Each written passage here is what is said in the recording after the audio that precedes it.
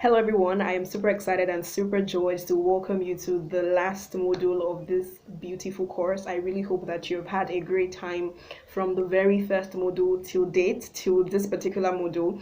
If you went through the three modules and you are here to see what I have for you in the fourth module, I really celebrate you. We're going to be talking about wholeness in this module. When we're talking about wholeness, the very first thing I want you to know is that wholeness transcends healing from emotional crisis. A state of wholeness is a mind positioning that enables you to appreciate the impact of your past in your present and maximally utilize your present in sight of your future. A state of wholeness is one where your success does not get to your head and your failure does not get to your heart. What I mean is you start to see both failure and success as agents of evolution and systems of transformation whose purpose is to help you become the best version of yourself. You know, when I think about wholeness, I am reminded of the fall of man as well as the curse that accompanied that fall. Now, when you look into that curse or those curses was not meant to wreck mankind. Those curses actually ensured and established that man will not be able to feel a sense of wholeness on things that do not denote a state of wholeness. So in this module, we're going to be discussing what wholeness really is, as well as how to keep experiencing your original normal. Now, the very first thing that I want you to know is that wholeness is primarily a knowledge thing. To become whole primarily requires that you know that you are whole. Now, Toby, what are you saying? There is a know, be, do principle that works for transformation and works for execution. And this know, be, do principle was actually, it's actually a biblical principle. Daniel 11:32b, those that know their God shall be strong and they shall do exploits. Those that know their God shall be strong and they shall do exploits. So know comes before be and be comes before do. You don't do to be and you do not do to know. You know first, and then knowledge activates your being and then influences what you do. You have to first of all know that you are whole. This knowledge is what ignites or activates your being and then influences your action. Now, the you I am referring to is the you by original design. God made you to be like himself. God is whole. So when he made you whole. So you are whole. This wholeness is not a function of what you've gone through or what you're going through. It is who you are by original design. Now, when God made man, he gave them an instruction. He said, prosper, reproduce, fill the earth, take charge, have dominion. Now, if there is one thing I know about God, is that God will never demand something from you if you're not already giving you the capacity and the ability to do it. So I like to say that the dominion mandate came with the dominion potential already installed in your being, and it takes revelation knowledge to activate it. Now, the reason you can activate it is actually because that thing is actually inside of you. Now, let us look at the creation of the man as well as the fall of man. Genesis 1:26, then God said, let us make man in our image according to our likeness. Right? So we have an information that man was actually created in the image of God according to his likeness. God made man to be like himself. But we see in Genesis chapter 3 that when the serpent came to meet Eve, we see that the serpent told Eve that if you eat from the tree of knowledge of good and evil, you will be like God. Man, they were already like God. They did not need anything to make them become like God. When it comes to wholeness, if you truly want to embody wholeness, then you primarily have to understand that you have already, by original design, you have already been made whole. He who created you perfectly. He created you to be like himself. You are whole, and that wholeness is a function of who created you as well as who you are by original design. So let's say you went through or you're going through something that sort of disconnected you from your core. The way to get back into shape is by actually first of all knowing that you are whole. Now, this understanding is what will help you make statements like, I am being made whole because I have been made whole. So your wholeness is not just a future thing, it is your reality. Your wholeness is not a function of what you went through or what you're going through or what you will go through. Being whole is who you are by original design. The fact that a lion got injured does not change its name from lion to dog. The very first thing I want you to know is that I am whole. It's not being delusional, it's actually being realistic.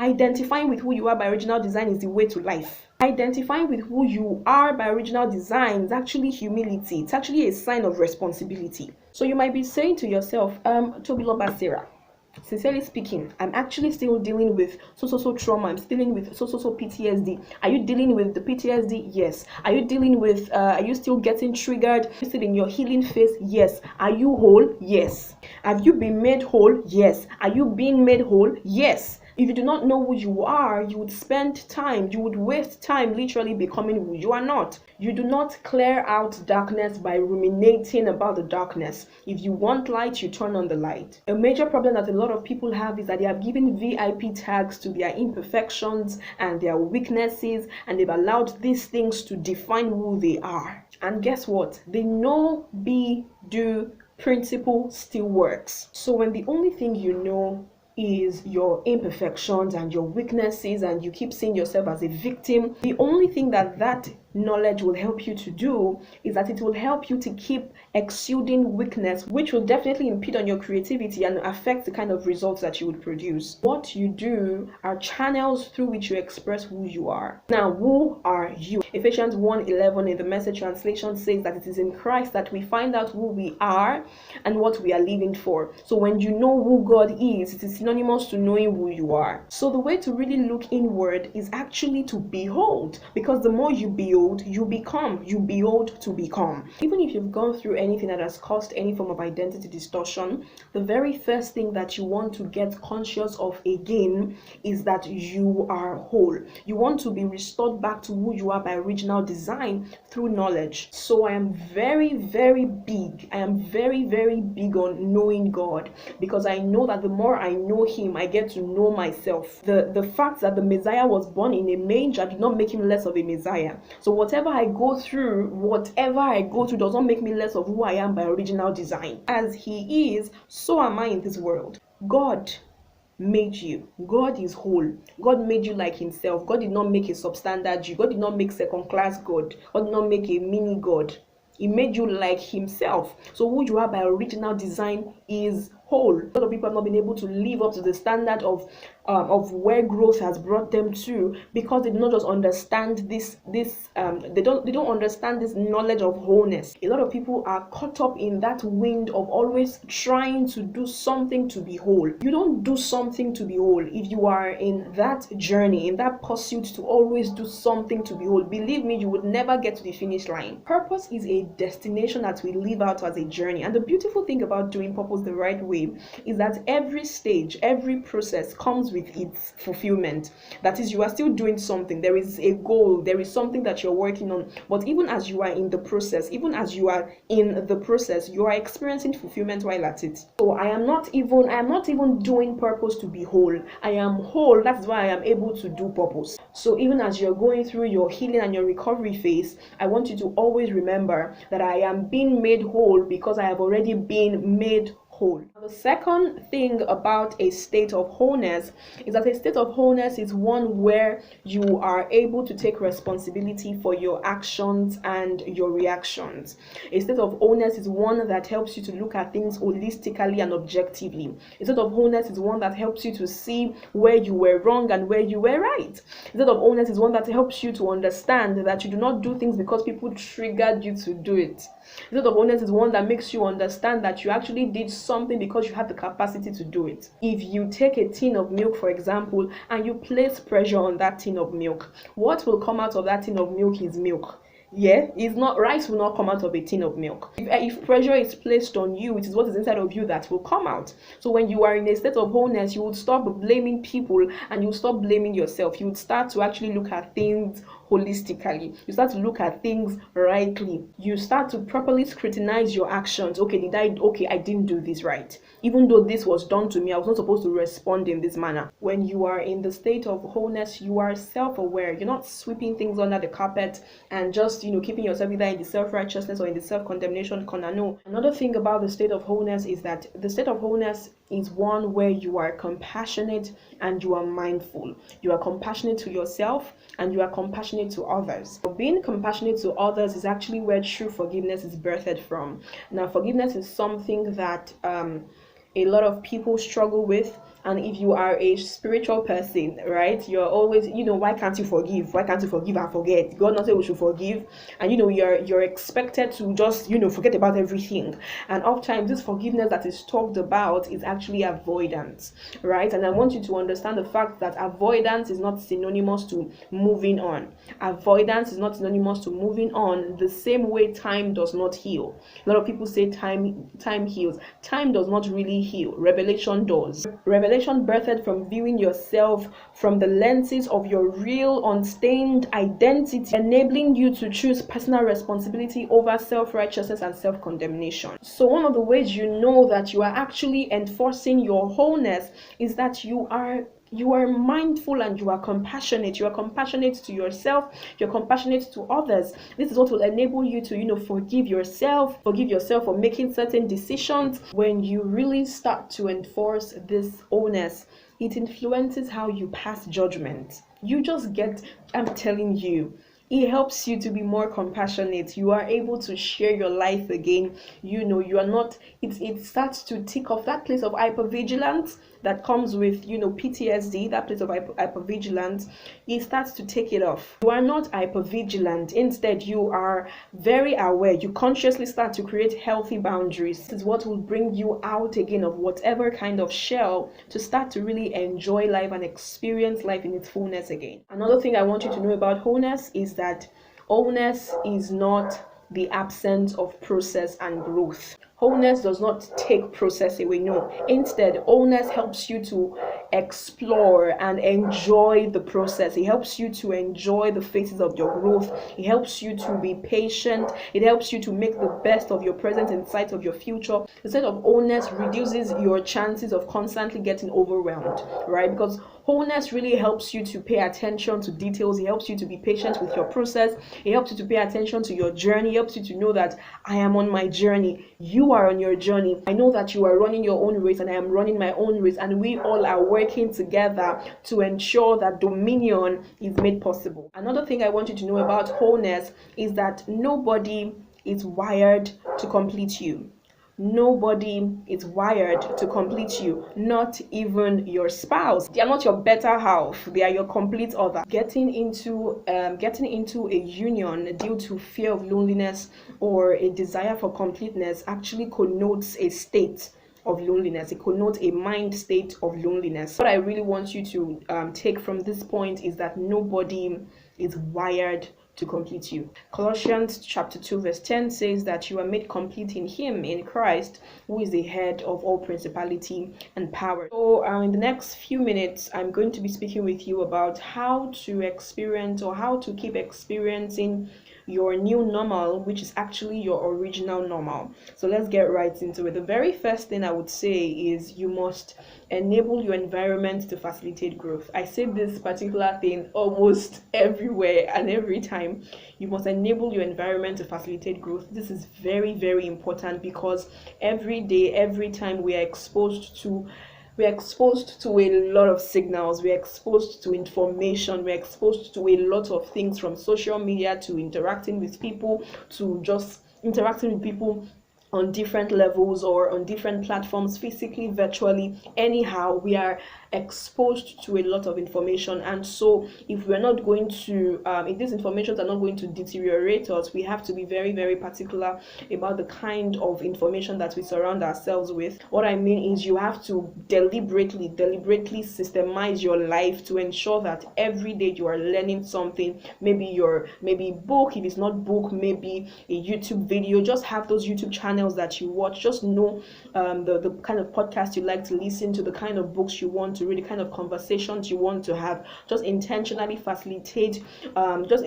enable your environment rather to facilitate growth. Your social media feed actually has a purpose of feeding you. So you want to feed your feed so that your algorithm is going to feed you with what you want to be fed with. You must be very, very conscious of enabling your environment to facilitate growth. Identify your teachers and stick to them. Don't stop learning. You want to make sure that you are listening to the right people. You want to make sure that you're having the right conversations. You want to make sure that you're reading the right books. You want to make sure that you're interacting with healthy conversations. No matter how interesting some content are on social media, I do not intentionally interact with them. They have large following and they have great views, but I intentionally do not interact with them because I don't want it to mess up with my mind. Some time ago, I was on social media and I just saw this post somewhere. I think I saw it on someone's Insta story.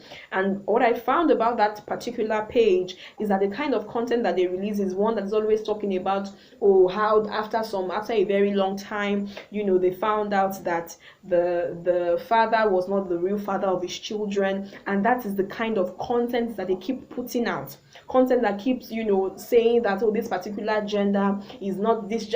I'm not saying that these are not real life issues. I'm not saying that people should not learn from them, but I'm saying that these are things that you do not want to overflog your mind with.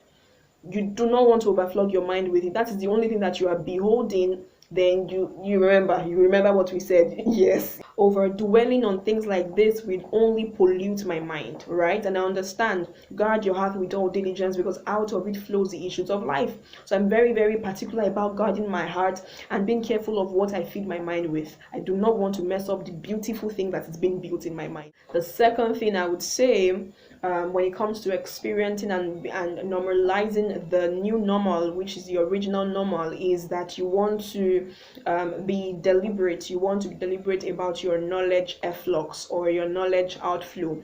Basically, what I mean by this is that you want to deliberately create channels through which you express your knowledge, through which you pass out information, through which you share information, knowledge with people. This might not necessarily be content, right? It might be goods, it might be services, it might be wholesome content. Just ensure this is gold.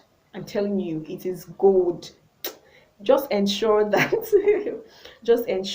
you create channels through which you express who you are. Creating channels through which you express your express information, knowledge through any means actually helps your creativity. I'm telling you, it helps you to be more creative. It expands your creativity. Whenever there is an opportunity for you to share or to express your gift or to express express your wisdom or anything, make sure that you do it wholeheartedly, right? I know there is this popular opinion, maybe not so popular anymore, but there is this thing of not sharing everything you want so that people will not know everything that you know is not okay. I have a basic understanding that I am connected to a source that can never run dry. So whenever I am opportune to share anything, I share with all my heart. It's just very beautiful that the more you share, the more you start to discover new things, and the more it's just a very beautiful cycle, right? So anyhow you want to express your information, just ensure that you do it wholeheartedly. And the third point is you want to engage your core through meditation, solitude, and journaling. You want to engage your core through meditation, no matter how short it is. Just spend some time in stillness. You want to also spend some time journaling, just journaling everything. You'd be shocked at the kind of things that you're going to write. You'd be blown away. Sometimes you'd have to come back to your journals. Sometimes I go through my journals and I'm wondering, to blow Sarah. You must be very, very comfortable with being still, right? If you are someone who always tags stillness as boredom, there are layers of yourself that you would never unfold. My fourth point will be that you should be grateful for your growth and you should be sincere about your shortcomings. You want to be really sincere. That is actually how you show that you are a whole human being. You are able to be sincere with yourself as to what needs to be worked on, things that you have improved on, the things that you are still lagging behind at. Under this, is also very important that you learn to receive compliment. Yes, hello. You want to learn, receive compliments, give beautiful compliments. These are signs that shows that you are whole. Receive compliments. You're doing this thing amazing, but thank you so much, I really appreciate it. Receive compliments, give compliments, give sincere compliments, be clear about your compliment. And when you need to take corrections, it is also very, very important for you to take corrections, because sometimes we grow blind spots for our own mistakes, right? So when certain things when God blesses you with people who can actually call out those parts that you've grown blind spots for. You want to receive the correction, you want to work on them, and also be conscious of how you're growing, as regards those shortcomings. Prioritize rest. It is very, very important. Learn to take breaks. Yeah, it's not a sign of laziness. You must start to see rest as an agent of productivity and not just an absence of activity. You want to prioritize taking rest. You must, be comfortable with taking breaks. Don't tell me, oh, we rest and we get to heaven. No, no, please. I'm begging you. The same way you plan for your work, the same way you plan your goals and everything, the same way that you should plan your rest. Be deliberate about taking very good rest. It is going to improve your creativity level. It's going to help you to enjoy your wholeness. It's going to help you to enjoy the totality of your life. Sleep well, engage in beautiful conversations, gist with your friends. However you like to rest, just make sure that you engage. Just make sure that you rest. Wellness actually helps you to really prioritize your wellness. Do you understand? Because when you prioritize your wellness, it will be easier for you to do every other thing that you ought to do seamlessly. It will be easier for you to do purposefully. It will be easier for you to experience fulfillment in every step of the way. To be easier for you to pay attention to the things that you need to pay attention to in your life. So to wrap up this module and this course, I would like to remind you that there is a you that your generation is waiting for, the you that is whole, the you that is dedicated to evolution, and the you who has not reduced purpose to ordinary hobbies. I really, really hope that this entire course was a blessing to you, and I would see you very soon. Bye for now.